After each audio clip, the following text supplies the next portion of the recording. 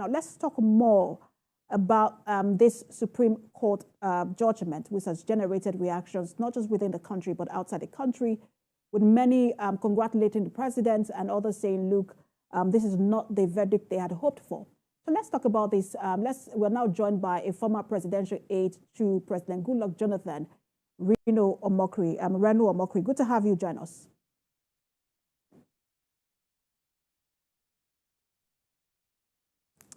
Right, Mr. Reno, I just want to confirm that you are there. Can you? All right. So we have now, let's now get to some of the reactions we're getting from the political parties. The People's Democratic Party has described the Supreme Court judgment as disappointing. Labour parties have rejected that court verdict as well, and they have asked the international community to defend democracy in Nigeria. How do you react to this? Well, my response, not a reaction, but a response is that if the opposition united in 2019 could not defeat the ruling All Progressive Congress, in 2019 we were united.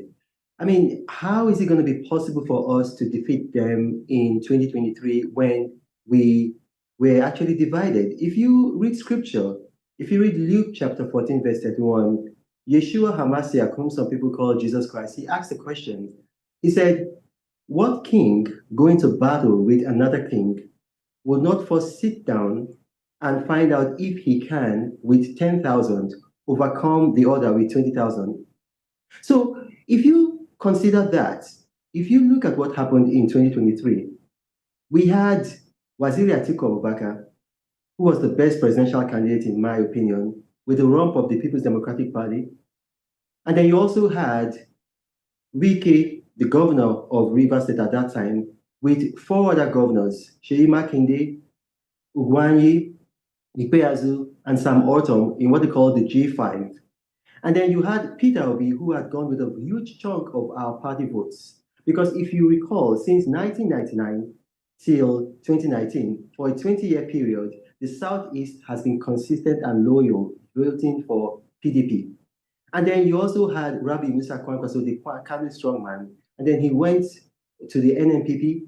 So all of that means that our votes were divided 4 ways. I'm not sure that it is the international community that my party should be appealing to at this point in time. What we should be doing is that we should be working on ourselves to bring about unity. Because what you have to understand is this: before and during the election, you have a candidate. You have a party, you have a candidate. You support that party, you support that candidate. After the election, whoever emerges and becomes president, especially when they've gone through a legal process, then you just have to support your country. You cannot keep on being in election mode for 4 years. So a winner has emerged. We've got to support our country. What we need to do right now is to give Nigeria a viable opposition, and then work democratically to unseat the incumbent president in 2027. I do not align with this, move by calling on the international community to save democracy. No, democracy in Nigeria is not dead. It's very alive. It's thriving. And my position right now is that we, as the People's Democratic Party, we need to work on ourselves to make sure that we have a united house in 2027.